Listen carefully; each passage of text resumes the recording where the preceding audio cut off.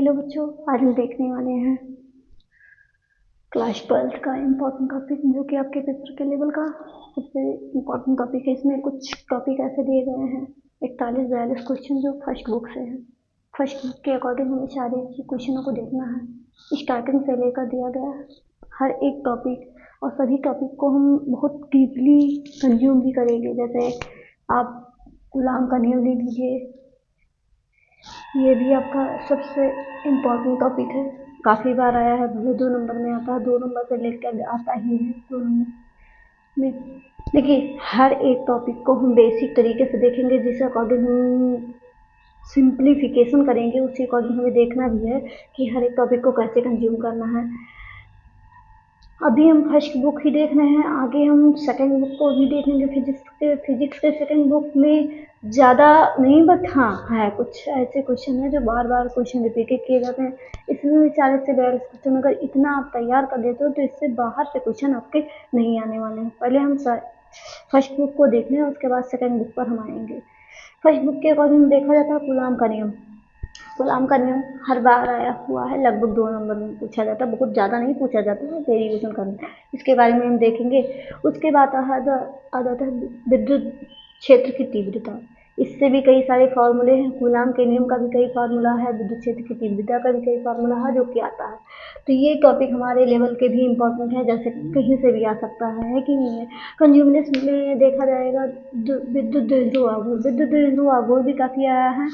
और second topic आपका आता है फर्स्ट लेसन से, अच्छी रेखा पर स्थित बिंदु क्षेत्र, अच्छी रेखा पर स्थित बिंदु पर विद्युत क्षेत्र की तीव्रता के लिए आता है। द्विध्रुव के कारण अच्छी और निरक्षीय पूछा ही जाता, कई बार आया है ये कि पूछा जाएगा। अच्छी और निरक्षीय इम्पोर्टेंट है, अच्छी निरक्षीय हर बार लगभग आता है, चाहे आपका इसमें से आए चाहे विद्युत एक्चुअली करंट में से आए। तो करंट से आएगा तो विभव के लिए पूछा जाएगा, और इसमें से आ रहा तो विद्युत क्षेत्र की तीव्रता के लिए पूछा जाएगा। सेकंड टॉपिक है बल आघूर्ण।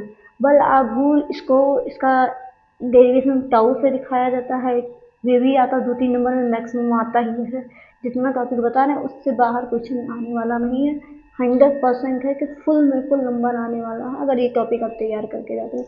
सेकेंड पार्ट है विद्युत फ्लक्स। विद्युत flux phi is equal to क्या होता है, एस कॉस है कि नहीं है। तो इसमें आपको फाई अकॉर्डिंग आपको देखना पड़ेगा। फाई फ्लक्स होता है, फ्लक्स में कितनी धाराएं जा रही हैं देखना पड़ता है। उसके बाद भी गॉस का परिमेय तथा उसके अनुप्रयोग, गॉस के 4 अनुप्रयोग में, इसको भी हम देखेंगे अपने टॉपिक में, क्लियर करेंगे कि गॉस का परिमेय क्या है। फिर उसके बाद सेकंड टॉपिक पर आता है जैसे विद्युत विभव। ये फर्स्ट बुक का है। इतना से क्वेश्चन 8 तक अगर आप तैयार कर लेते हो तो फर्स्ट बुक में इससे बाहर क्वेश्चन नहीं आने वाला। चाहे आप जहाँ से हर एक टॉपिक को हम देखेंगे भी, इससे कैसा कैसा क्वेश्चन पूछा जाता था, इस तरीके से भी देखेंगे। फिर उसके बाद देखेंगे स्थिर विद्युत विभव। स्थिर विद्युत विभव, स्थिर विद्युत विभव क्या है, इलेक्ट्रॉन वोल्ट। इलेक्ट्रॉन वोल्ट काफ़ी बार आया हुआ, तो ये इम्पोर्टेंट है। इलेक्ट्रॉन वोल्ट ये देख लीजिएगा। और विभव प्रवणता ये भी पूछा जाता है। समविभव पृष्ठ भी आता है, जितने टॉपिक हम लिखाए हैं।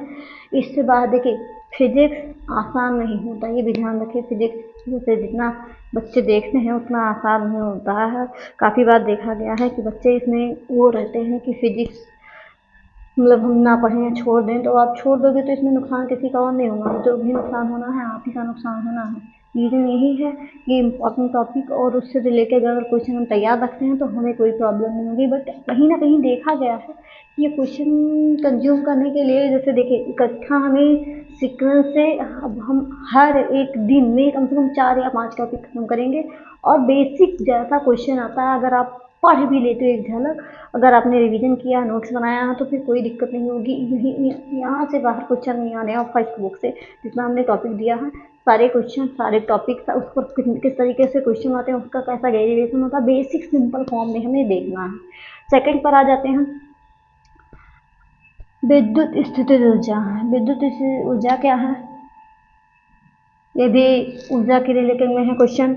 समांतर प्लेट पर संधारित्र, हाँ संधारित्र आ गया। आपको पता है संधारित्र होता क्या है? संधारित्र जिसको कैपेसिटर बोलते हैं, यानी कि करंट को सोखने की, अपने अंदर एब्जॉर्ब करने की क्षमता को भी संधारित्र कहते हैं। इससे रिलेटेड क्वेश्चन आएंगे। अब ऐसे संधारित्र पर स्थिर ऊर्जा, ये भी क्वेश्चन पूछा जाता है। तो उसके बाद विद्युत क्षेत्र में ऊर्जा घनत्व, ये भी, इससे भी एक आध दो क्वेश्चन आया हुआ है, तो इससे भी हम देख लेंगे।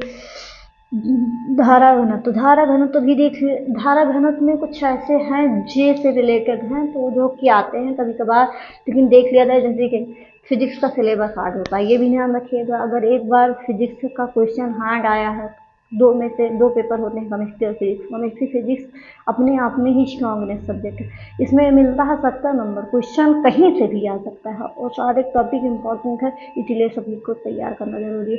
और बेसिक देखिए, हम इतने कम समय में सभी को कवर नहीं कर सकते हैं, रीजन यही है, हम इतने कम समय में सभी को कवर नहीं कर सकते हैं। तो कुछ ऐसे टॉपिक हैं जिसको क्या करना है, हमें स्पीड से खींचना है और कवर नहीं करना है हमें कि नोट्स बनाना है, ये बनाना है, वो बनाना है। आप पढ़ते रहिए बेसिक तरीके से, हर एक दिन हर एक की क्लासेस चलती रहेगी, जिसके अकॉर्डिंग आप कोई भी टॉपिक कैसे भी, जैसे इसमें से एक दो दिन में 3-4 टॉपिक बेसिक बेसिक उसके बारे में बता दिया गया, और आप उसके जैसे लिखने का तरीका आपको पता होना चाहिए कि बोर्ड वगैरह में लिखना कैसे जाता है। देखिए हम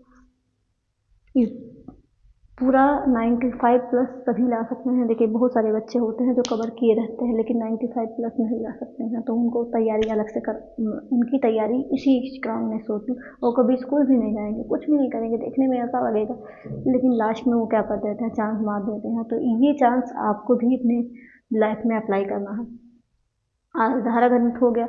उसके बाद इलेक्ट्रॉन का अपवहन या अनुगमन वेग, इलेक्ट्रॉन का अनुगमन वेग काफ़ी इंपॉर्टेंट, काफ़ी बार आया है। फिर विद्युत शक्ति, शक्ति से रिलेटेड हाँ कभी कभार आया है, उतना ज़्यादा खास नहीं इंपॉर्टेंट है, बट विद्युत वाहक बल ये इंपॉर्टेंट है। किरचॉफ का नियम मोस्ट इंपॉर्टेंट है कि नहीं? जितने टॉपिक लिखाएंगे मोस्ट इंपॉर्टेंट है। किरचॉफ का नियम, कूलाम का नियम, विद्युत क्षेत्र की तीव्रता, विद्युत अच्छे निरक्षे स्थिति पर, ये सब मोस्ट इंपॉर्टेंट है। हुइल स्टेंसर, तो ये भी मोस्ट इंपॉर्टेंट है। आ जाइए मैग्नेट पर, 23 नंबर तक अगर आप क्वेश्चन कर ले जाते हैं तो फिर दिक्कत नहीं होगी, और बस करना नहीं, जैसे हम पढ़ाते जाएंगे वैसे कंटिन्यूस देखते रहिएगा। इससे बाहर एक भी क्वेश्चन आएगा तो फिर कहिएगा मैम आपने अलग बताया था। सेकंड पर आइए बायोसेवर्ट का नियम। बायोसेवर्ट का नियम मैग्नेट्स का पहला मोस्ट इम्पॉर्टेंट टॉपिक है, बायोसेवर्ट का नियम। ये इसको आप वेरी इम्पोर्टेंट डाल दीजिए, कि इसमें भी कई सारे टॉपिक हमें लिखा दे रहे हैं। उसके बाद धारावाही कुंडली के कारण चुंबकीय क्षेत्र, इसमें भी आता है एम्पियर का परपथीय नियम, इस पर अनुप्रयोग भी हैं, इसके दो अनुप्रयोग है, दोनों को हम देखेंगे जो कि काफ़ी बार आया है। एम्पियर का परपथीय नियम भी कभी कभार आ जाता है और उसके अनुप्रयोग भी आ जाते हैं। सेकेंड है लॉरेंज बल, साइक्लोट्रॉन, चल कुंडली धारा मापी, ये भी इम्पोर्टेंट है। चुंबकीय क्षेत्र की तीव्रता, चुंबकीय क्षेत्र की तीव्रता हाँ ये आता है, चुंबकीय तीव्रता भी है, चुंबकशीलता, और आई वी एच बी आई में संबंध, ये मोस्ट इम्पॉर्टेंट है। इसको भी आप याद कर लीजिए, कैसे भी करके हम बता देंगे। फैराडे के विद्युत चुंबकीय वितरण का नियम, ये भी इम्पॉर्टेंट है। लॉरेंज का नियम, लॉरेंज का नियम भी काफ़ी बार आया हुआ, तो लॉरेंज का नियम भी इम्पॉर्टेंट है। विद्युत वाहक बल, वहाँ भी विद्युत वाहक बल लिखा है, 2 बार टॉपिक लिख दिया गया, कोई दिक्कत नहीं है। विद्युत वाहक बल ये भी मोस्ट इम्पॉर्टेंट है, इसमें आता ही आता है, इससे क्वेश्चन आते हैं। वर्गमाद मूलमाद, इससे आपका क्वेश्चन आएगा, क्वेश्चन आया, इम्पॉर्टेंट है। ट्रांसफार्मर, एलसीआर, एलआर, एलसी और एलसीआर, ये तीनों में से 2 में से एक पूछा ही जाना है, 3 में से एक आना ही आना है। इस पर चाहे क्वेश्चन आ जाए, चाहे डेरिवेशन आ जाए, कुछ भी आ सकता है, तो ये भी आप इम्पोर्टेंट में मान कर चलिए कि इससे भी क्वेश्चन आना ही है। मैक्सवेल समीकरण, मैक्सवेल समीकरण हाँ ये आता है, और चुंबकीय स्पेक्ट्रम, ये भी इम्पोर्टेंट है। तो देखिए आपने फर्स्ट बुक का जितना हमने क्वेश्चन बताया, जितना टॉपिक बताया, उसे अकॉर्डिंग आपको तैयार करना है। टॉपिक देखने में ज़्यादा लग रहा होगा, लेकिन जब पढ़ोगे तो 4-5 दिन का क्लास है, 4-5 दिन में आपका ख़त्म कर दिया जाएगा, सब कुछ ज़्यादा नहीं है।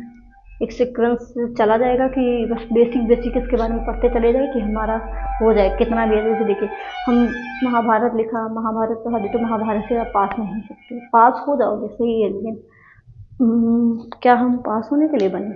नहीं।